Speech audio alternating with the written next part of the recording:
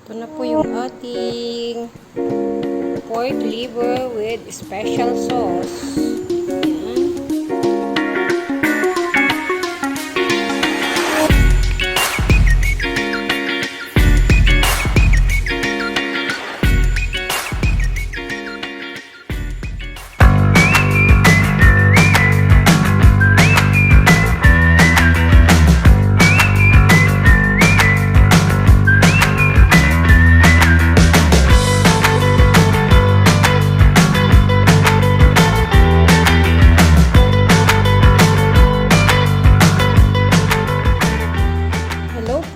Welcome back to my channel. Ngayon po ay gagawa na naman po tayo ng isang negosyo recipe na siguradong makakatulong po sa ating lahat, lalo na po ngayon sa mga panahon na ito. Yan guys, ito po ay atay ng baboy. Then hihiwain po natin siya ng parang sa steak. Ganon ang hiwa niya, maninipis lang. Then, papakita ko sa inyo yung mga proseso. Yan, ito po ay ano lang, worth 50 pesos. Kita nyo na, ay 49 nga lang. So, tingnan nyo naman ang dami, di ba? Ayan po, nahiwa na natin siya ng maliliit, ganyan peraso. So, mag-start na tayong mag-marinate. Ayan. Lagyan natin siya ng konti. Soda, pang palambot po yan. And paprika.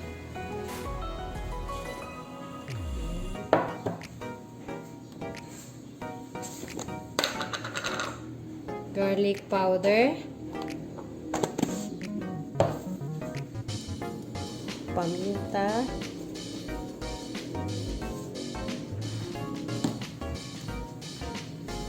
And yung ating asin.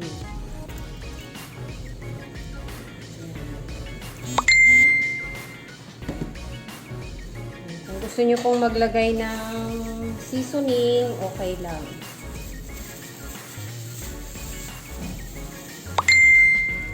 Ayan, ito po yung magpapalambot ng ating atay. Kahit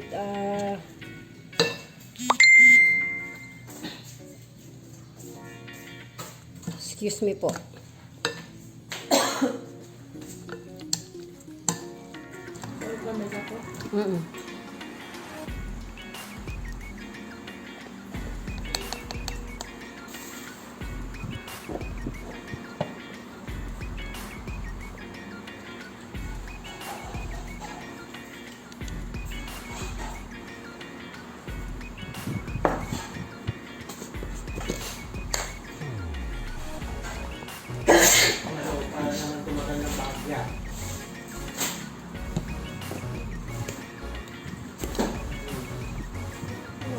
Kawali, ay walk.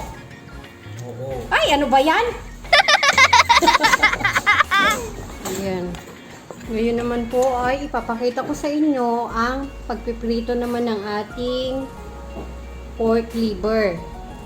Ito po ay mabili rin sa mga streets. Talagang ito ay isa sa mga Pinoy street foods. Natin yung ating, mainit na po yung ating mantika kasi pinagprituhan natin ang ating isaw. So, ito naman po yung ating, yan, yung minarinade natin siya, na ipakita ko na sa inyo sa bandang unahan ng aking video. Yan. So, ito naman ay baliktad. Ito ang pinaka-last breading niya is dry. Yung ating isaw kanina ay wet, yung pinaka last na breading niya. So now ito na po yung ating atay. Then lalagay lang po natin siya sa dry breading. Yan. And then ipiprito na po natin siya. Saka natin siya itutusok sa stick. Ang isang stick ay 10 pesos. So Titingnan natin kung makakailang peraso yung ilang tuhog yung ating biniling 49 pesos na atay ng baboy. So, yan po. Yan, init na yung ating toy.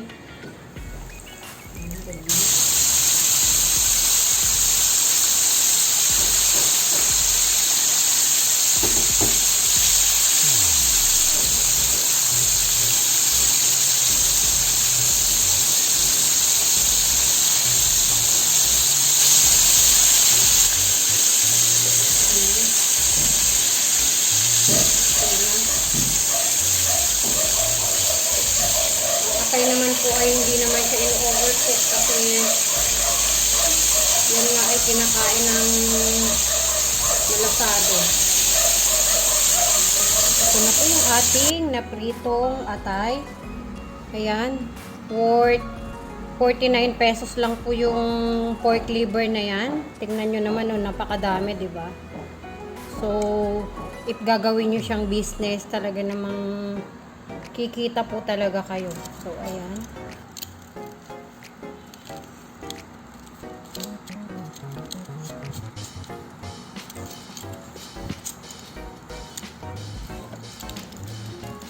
Medyo mainit pa, kaya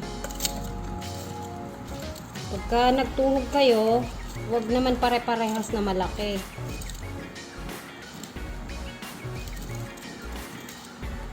Kasi yung dos ngayon talagang super liliit na.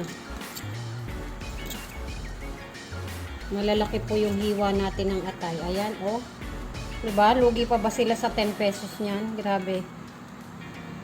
Isang ulaman na yan. Ito na po yung ating natuhog na ating atay.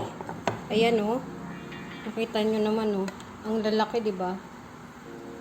Oh. Kahit 12, 15, kaya nyo pa pong ibenta ito. Ayan, o. Isang peraso lang, sold ka na.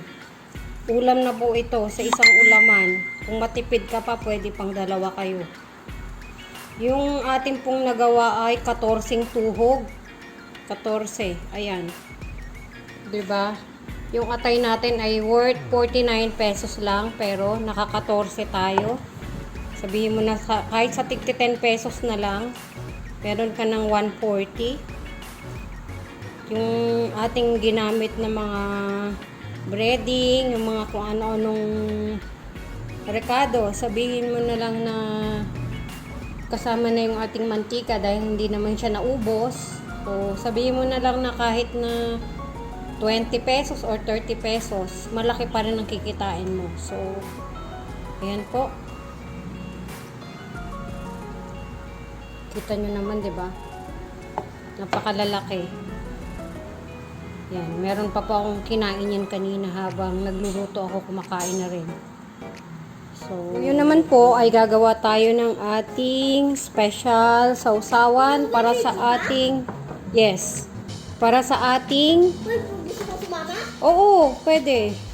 Sa ating sausawan nitong ating piniritong atay and yung ating pritong isaw. Ayan. So, sarap yan, baby. Chicken to? No, pork liver. Sarap yan. Tatanggal na ako ng guantes dahil mahirap. Meron ko bang sticker doon na bet? Meron. Nasaan? Nandun sa drawer. Sa drawer? Saan drawer? Dito, oh. Dito, baby, oh. Doon, oh. Okay. Ayan. Dito? And thank you pala sa aking panganay kasi binilan niya ako ng napakagandang kutsilyo, ang talim. Sobrang talim. Pakita. Alin? Pakita yung kutsilyo. Ito, oh. Sobrang talim. Parang pati daliri ko madadalin. Mahihiwa na ako. Talim niya. Kinain ng tao yung daliri. Yan, yung ating sibuyas. Hiwain lang natin ng pino. Hindi ako marunong maghiwa ng Ay, gusto ba ni Asi to? kagaya nung mga Gusto ba chef. to ni Asi? O, pero wag yan ang ibigay mo sa kanya. Yun, yung nandun sa dulo. Ayan, ito, to. Yung isaw na lang. Ano to? Eh, di yan. Stick lang yan. Ibibigay mo kay Asi. Stick lang yan eh. Then, yung ating sili. Depende yan sa inyo. Kung gusto nyo ng maraming sili, Gusto ko ng sili. sobrang anghang, okay lang. Ako din, ayoko ng maraming sili. So, ayan. Pati yung ating sangkalan ngayon ay bago na. Kaso naman ako. Yung may mukha. Hindi, mamaya, pag nagmukbang tayo, makikita na yung mukha mo. And then, yung ating pipino. Ito po ay nasa sa inyo na kung maglalagay kayo. Pero, masarap po ang may pipino. Pampatanggal siya ng lansa. Pwede nyong balatan, pwedeng hindi. Natatakot ako sa ating kutsilyo, kaya dinadahan-dahan ko lang siya. Ayan. Masarap po pag may pipino. Pwede nyo na rin siyang kainin. Asi, nagustuhan niya yung Ano yung binigay mo, baby? ito. Tay? Ito. Ah, oo. Gusto niya talaga yan.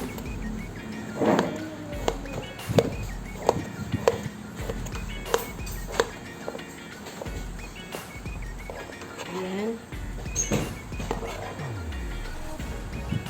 And then, ito natin siya. Lalagay na natin yung ating isang basong 1 cup siguro to. Isang basong suka, puro.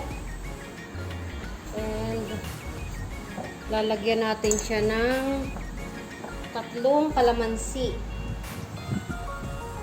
Grabe, sobrang talim ng aking kutsilyo. Nakakatakot. Ayan.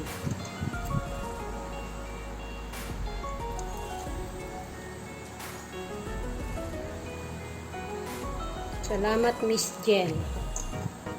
Subscribe din po kayo sa kanyang channel. Siya po ang nag-i-sponsor ngayon ng aking mga gamit sa pagluluto. And then, maglalagay tayo ng asin. Ayan.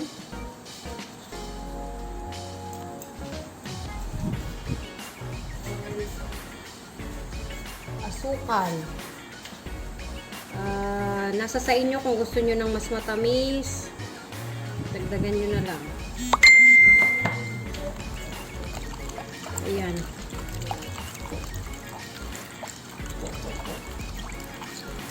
And kung masyado kayong naaasiman sa suka, pwede kayong mag-add ng konting water. Ito na po yung ating pork liver with special sauce. Yan. Napakasarap niyan.